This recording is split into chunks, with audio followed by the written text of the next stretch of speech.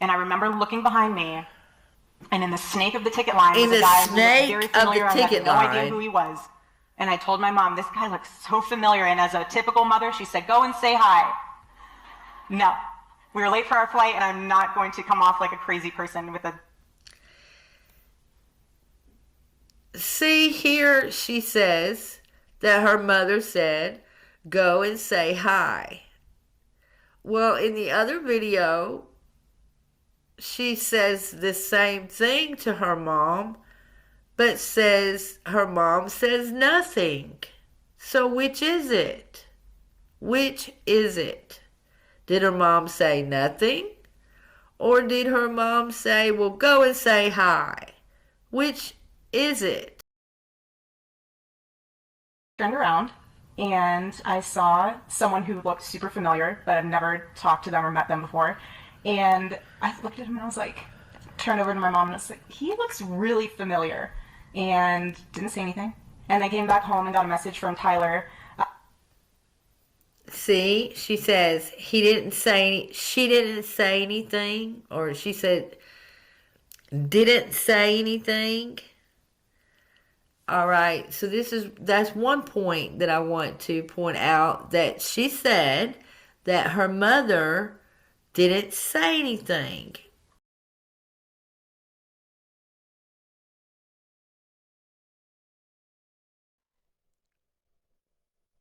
To be remembered. Political a legacy, right? Like Charlie Kirk, stirred heavy distrust, especially among communities inclined to alternative media. Why would the hand go over to the sleeve? Ask yourself that question. Why would the hand go over to the sleeve? I'm going to tell you what's up, dudes and guys and girls. It's a lie. I am so disappointed with all the three-letter agencies of the United States. Utah is full of Mormons and Zionists who have a different idea than any other Christian on the planet as to where Jesus Christ is going to return to and all of these things. Something is so wrong. Something has been so wrong all the way back to COVID-19, and it's not over yet. They've been lying to us since 9/11. Do it. You can do it, but there's no way you can call yourself a Christian and be a deceiving devil. Okay. Why did none of the security with TPUSA get fired? Why will Erica say that it's okay for her to not look at the video of what happened to her husband? Why is she acting as if her TPUSA family is more important than Charlie? Now let's look at Charlie.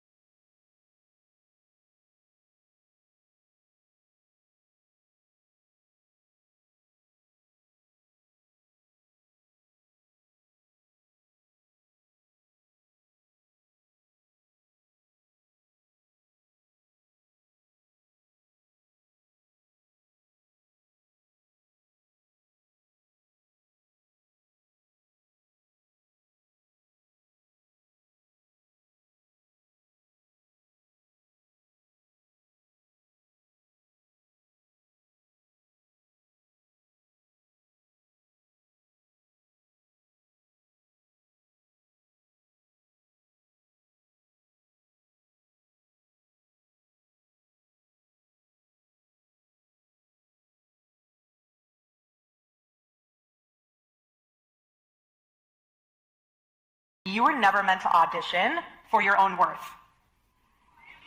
Never. You are not a backup plan. You are not a placeholder, and you are not a maybe. Maybe that's what she felt like she did, that she had to be interviewed, and which she was interviewed by Charlie. You guys remember? You are definitely not someone's emotional experiment. If he won't pray with you, if he won't lead you, if he won't honor your purity or envision a future of serving God together, let him go. You were never meant to audition for your own worth.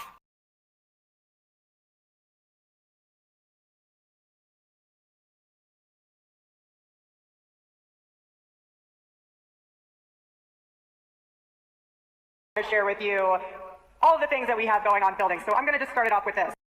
So last year, Charlie, I'll rewind. AmFest is Charlie's Super Bowl. Thank you. But what's also very interesting is that when Charlie first and the team first came up with, since I don't have a speech, I might as well just walk around. When Charlie first came up with AmFest, he thought to himself, who would not love to celebrate America? So we're going to name it AmFest. And that's what he did. And I'll never forget, last year, we were blessed to have President Trump come and speak. And afterwards, Charlie turns to me, starts running. I'm like, where are you going? He's like, I'm about to go on Air Force One. I'm in.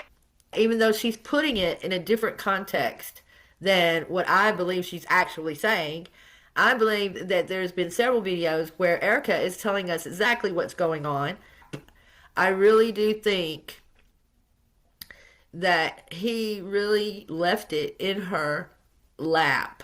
Trying to chase him to figure out what is going on. He goes, okay, so I got to get on Air Force One. I was like, good for you, baby. He's like, okay, so I need you to close out AmFest, and I need you to do the staff meeting afterwards. And I was like, excuse me? He's like, yeah, you're closing out AmFest. And I was like, I am not closing out AmFest. He's like, yes, you are. And I said, what am I supposed to say?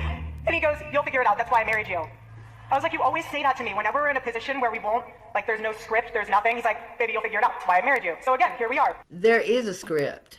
I think there is a script, and I think they know exactly what they're doing. And I think that's why nobody has said the truth. Nobody has acted really unhappy because they know exactly what they're doing. And they may be running a psychological operation on us, that's for sure. But at the same time, I think that they think that they're going to come to a solution on this, and that a lot of people are going to be indicted and go to jail because of the fraud and because of the money funny stuff. So they feel like they got to do what they got to do, like it or not. Presented plus Puerto Rico, but I have the list here. Don't worry, guys. Egypt is not on the list. Don't worry about that. She's trying to throw off on Candace. She mentions something about Egypt because Candace was talking about Egyptian planes.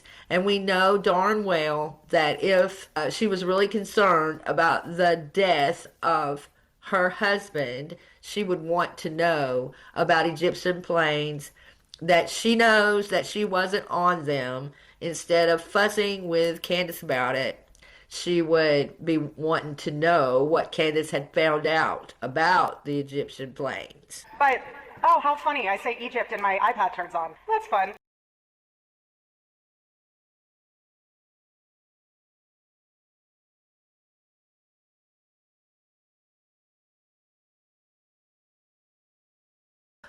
You know, I want to believe that Charlie was like a really real guy, but I wonder sometimes.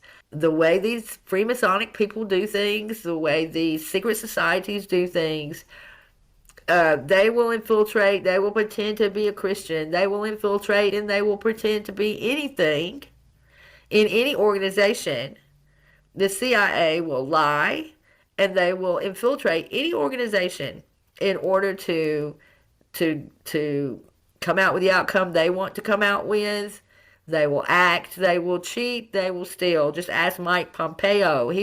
He's got a video that's saying that when he was the director of the CIA, that they cheated, that they stole, that they lied.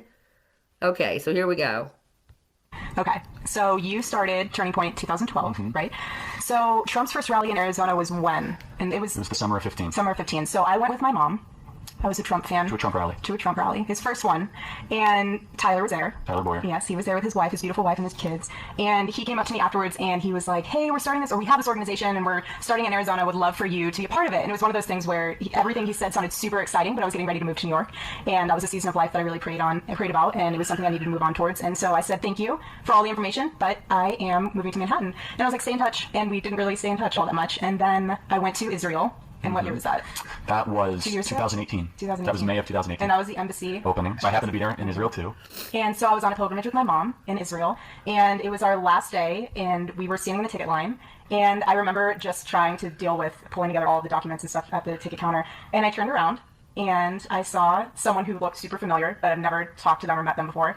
And I looked at him and I was like, turned over to my mom and I was like, he looks really familiar, and didn't say anything. And I came back home and got a message from Tyler.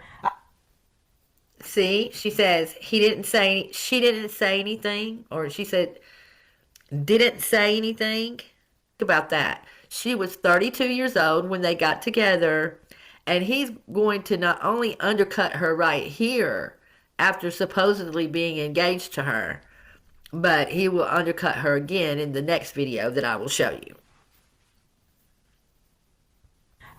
From who I had met at the Trump rally, and he was saying, hey, you should come to Turning Point's office. We're having an office opening. We'd like to discuss with you about everything that we're doing with the faith component side of things. Able to then say, okay, he is in charge of XYZ in our relationship. I'm in charge of the other side of that. And I know that a lot of women who are strong, they're very strong personality females, you have to also give your other half, your counterpart, your male companion, the respect they deserve. Well, I think men have to be worthy of that respect. They do, absolutely. And that it feeds into itself. So women say, you're not worthy of my respect, I'm going to become the man. So you have these hyper-masculine women in their early 30s that are quite honestly miserable in relationships. Right, but it doesn't start like that. I feel like women... Do you see what he just said? He just said that women in their 30s become hyper-masculine.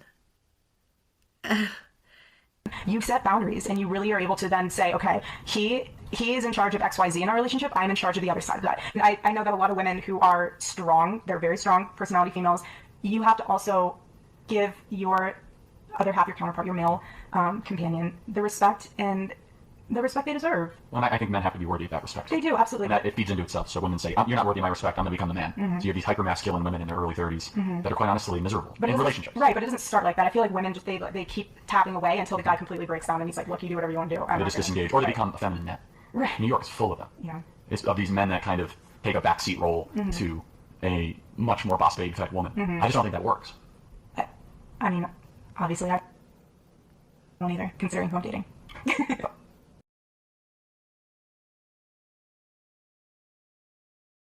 Very bright blue-eyed look. In the older photo, her eyes look too dark. So immediately people started asking if she'd been wearing blue contacts for years. And Erica's eyes are the main thing people are always commenting and calling her creepy.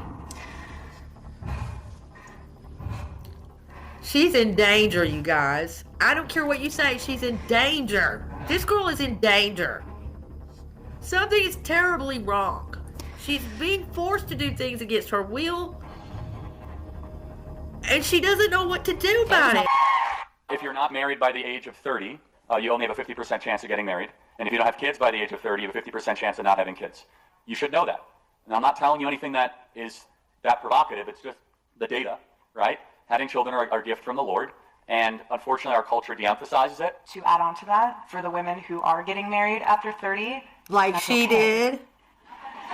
I'm trying to bridge the gap here, because 32 it is okay. when she married Charlie. There's nothing wrong with it, right? It's Right. Just, I find... No, it's good. This is good. If you just want happy talk, then that's fine. It's good. God is good. You'll find your human. I found mine.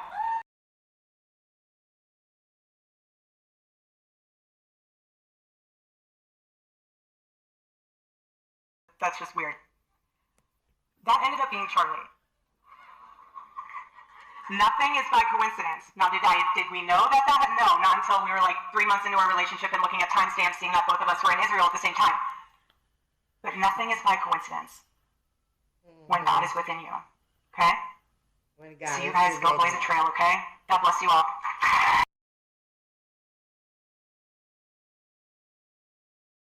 And I'm talking about Charlie Kirk.